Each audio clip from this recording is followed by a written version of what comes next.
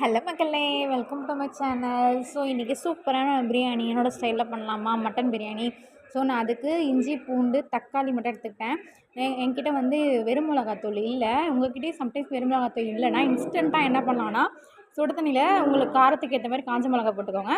பச்சை மிளகா யூஸ் பண்ணிட்டாலும் நம்ம வெறும் மிளகாத்தூள் போடுவோம்ல, ஸோ அதுக்கு பதிலாக இதை போட்டுட்டு எல்லாத்தையும் ஒன்றா போட்டு அரைச்சிட்டு, நெக்ஸ்ட்டு வந்து எண்ணெய் நெய் அந்த எல்லா ஸ்பைசஸும் போட்டுட்டு வெங்காயத்தை போட்டு நல்லா வதக்குங்க. வெங்காயம் வதங்குறது தான் அந்த டேஸ்ட்டே இருக்குது. நல்லா கோல்டன் ப்ரௌனில் வதக்கணும். எங்கள் மாமியார்லாம் செம்மையாக பண்ணுவாங்க எங்கள் வீட்டில். அவங்க எப்படி சொல்கிறது, ஷெஃப்னே சொல்லலாம் பிரியாணிக்கு. ஸோ இந்த நல்லா கோல்டன் ப்ரௌனில் வதக்கிட்டு நம்ம அரைச்சி வச்சிருந்தோம்னா அந்த பேஸ்ட்டை அதை அப்படியே எடுத்து ஊற்றுங்க. செம்ம வாசனையாக இருக்கும். பண்ணும்போதே அவ்வளோ வாசனையாக இருக்கும். நீங்களும் ட்ரை பண்ணி பாருங்கள், கண்டிப்பாக செம்மையாக இருக்கும்.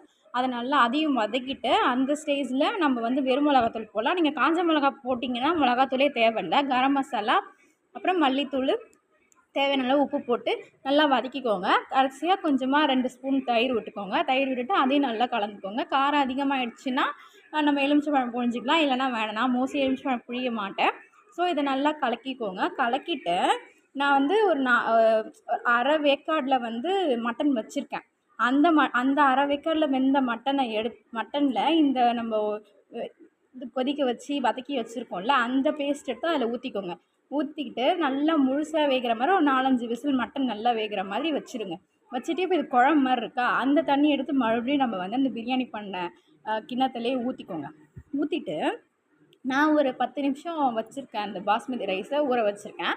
அதை எடுத்து இந்த தண்ணி கொதித்ததுக்கப்புறம் அதை எடுத்து ஊற்றுங்க.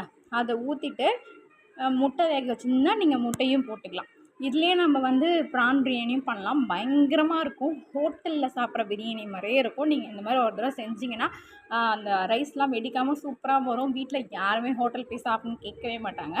ஸோ அந்த ரைஸையும் போட்டுட்டு 20 மினிட்ஸில் லோ ஃப்ளேமில் வச்சு மூடியே வச்சுருங்க. செம்மையாக இருக்கும்.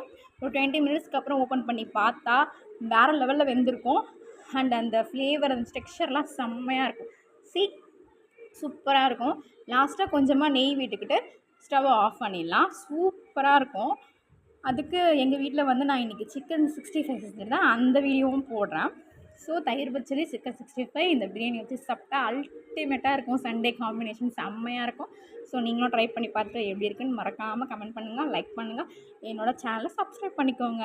இன்ஸ்டாகிராம் பேஜ் இருக்கும் மைத்தஸ் மலக்கல்ஸ்னு. So thank you so much for வாட்சிங். பாய்.